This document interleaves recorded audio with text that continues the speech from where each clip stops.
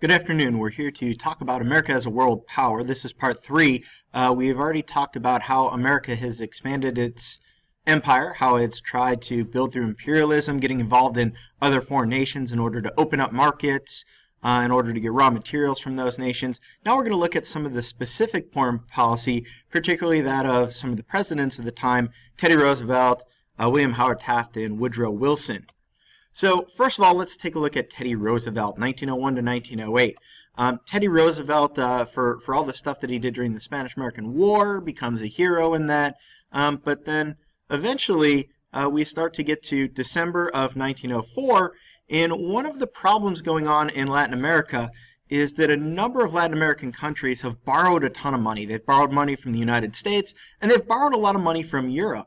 And there's a lot of fear that as the economy starts to go south in those nations, that they're not going to be able to pay back the European nations. And if they can't pay them back, Europe is going to want their money back. And there's a lot of fear, and very serious fear, that many of the European nations will declare war on some of the countries in Latin America, that they will actually use force to intervene. Now, of course, this is a violation of a specific document known as the, you guessed it, the Monroe Doctrine. Unfortunately, the Monroe Doctrine, as we mentioned before, was kind of weak. It didn't have a ton of power to it. It was more just an idle threat and an agreement. And so Teddy Roosevelt adds what is called the Roosevelt Corollary to the Monroe Doctrine. And the Roosevelt Corollary basically puts the punch behind the Monroe Doctrine. So the Monroe Doctrine says the United States wants Europe to stay out of the Western Hemisphere. The Roosevelt Corollary says if you don't, we're going to use force against you. You can see Teddy Roosevelt aiming the cannon at Europe, saying, look, you need to stay out of Western affairs. You need to stay out of Latin American affairs. Otherwise, we're going to do something about it. And this time, it's not just an idle threat. This time, we've got the military behind it. So we're actually going to use force in order to protect Latin America, to try to scare off Europe so that they wouldn't try to claim colonies in Latin America if things turned sour financially. So Teddy Roosevelt had this old saying called, speak softly and carry a big stick. What do you think that means? Ah, yes, the philosophy behind speak softly and carry a big stick is that you should be kind of quiet, keep on the down low, don't go looking for wars, don't go fighting wars, but if necessary, you need to be prepared to protect yourself. You need to be prepared to use force. So basically, America's policy under Teddy Roosevelt was, we're not going to try to start anything with another country, but if you get us involved, we're ready to fight back. We're ready to use force if need be. We're carrying a big stick. And so this was, in essence, our approach towards Latin America, towards South and Central America, is that we didn't really want to get into a war with Europe over this, but if somebody started to get in our way, again, we would use the Roosevelt Corollary in order to protect Latin America. Another area where Teddy Roosevelt gets involved in imperialism is with the Russo-Japanese War, this war between Russia and Japan from 1904 to 1905. I'm not going to quiz you on the details of the war itself. To summarize real quickly, if you don't remember from world history last year, to summarize real quickly, basically Russia was declaring war on Japan because they wanted Korea, and at the time Korea was part of Japan, so Russia declared war on Japan, and Japan early on is able to defend itself. They're able to destroy a Russian fleet of ships that tries to attack, but eventually Japan runs out of resources and the war is at a stalemate, and it turns into kind of a nasty, ugly war. All that doesn't really matter for your test. What matters is the role that Teddy Roosevelt played. Teddy Roosevelt steps in and he plays the role of peace negotiator. He gets the two sides together, he gets the Russians and the Japanese together, and he helps negotiate a peace agreement between the two sides. As you can see in the cartoon, let us have peace. In doing so, not only is he able to negotiate a peaceful settlement to this war, but he also wins the Nobel Peace Prize as a result of it. And so this is a pretty significant accomplishment for Teddy Roosevelt. It also proves that the United States is willing to get involved in the world economy. No longer is the United States going to sit by and watch things happen. The United States decides that they are going to play a more active role in the world. And again, this is showing our imperialism. This is showing our willingness to get involved. From 1908 to 1913, we have William Howard Taft as our president. And his version of imperialism centered around what was called dollar diplomacy. Dollar, of course, referring to money. So at the time, Taft wanted American companies and American banks and American businesses to invest in other countries, to invest in other parts of the world. So he saw our way to influence other countries as not by formally taking them over, but by investing in those countries, by investing in their markets, by giving them money.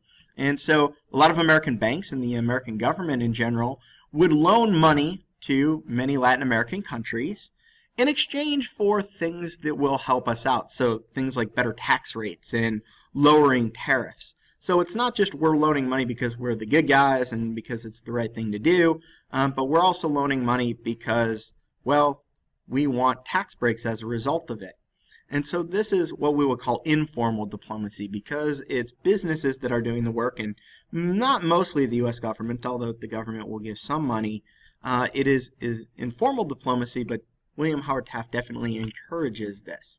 And as a result, many Latin American countries, especially Nicaragua, gets a ton of money from the United States businesses and United States banks.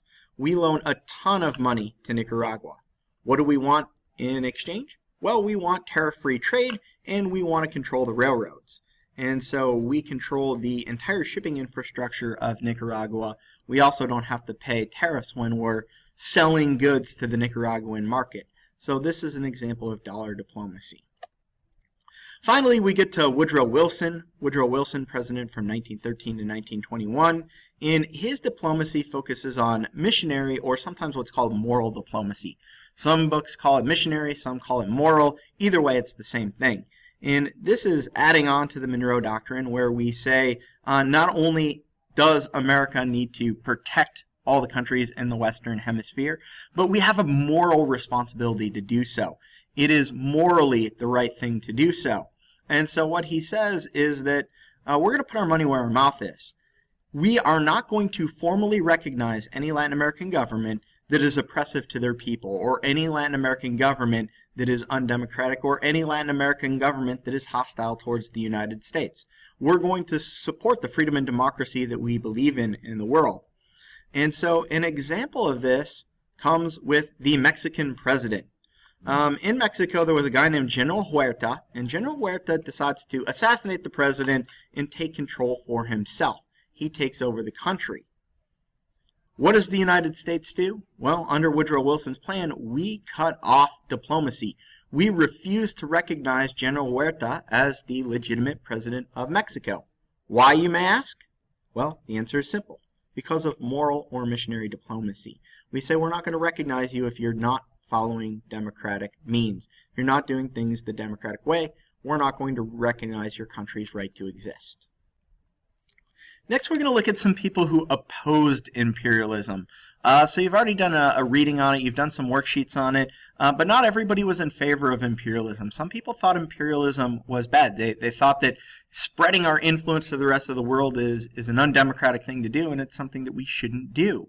After all, our own history suggests that we didn't really like it when the British were imperialist and had control over the colonies, and so there's an entire group of people known as the Anti-Imperialist League that is going to fight against imperialism. They're going to say, look, America, we gained our freedom by breaking away from a colony, that we should support freedom in the rest of the world, that the United States should be an example of freedom and not an example of a conquering hero that's going to take over the rest of the world. And so the Anti-Imperialist League was fighting against American imperialism and against American imperialist policies. So let's tie this all together. I have a question for you. When the United States takes imperialist actions, what is the overall goal of our country? Please explain your answer. All right, well, one good answer is whenever America is taking action, we always do things for the same reason, and that is why any imperialist country would do things, that is for the greatest good of our own country. we are always looking out for number one. We're always trying to do what's in the best interest of the United States. So whenever we do get involved, whether it's Cuba, whether it's the Philippines, whether it's any other Latin American country, we're always getting involved because it's in the best interest of America. As much as we say it's about helping the other countries, white man's burden and all that jazz that you learned about last year, really imperialism is all about what helps America. It's an America first policy. And so we can look at some of the various different examples where we had our imperialism in the late 1800s and early 1900s, where America got involved in other countries in order to expand our influence across the globe. One of the results of imperialism is that America is able to gain a ton of territory and a ton of land through its imperialist gains. Especially under McKinley with the Spanish-American War, the United States builds a huge empire by gaining all that land that we talked about. In addition, the people who oppose imperialism really don't get too far. At the end of the day, we are able to build our empire and we're able to grow from tiny little baby country into a big strong country, much to the demise of some countries in the world and some people within America in the Anti-Imperialist League. We're going to watch a video in class called The Crucible of Empire. We'll take a look at the Spanish-American War and some American imperialism, and from there, we will call it a day. Have a wonderful evening.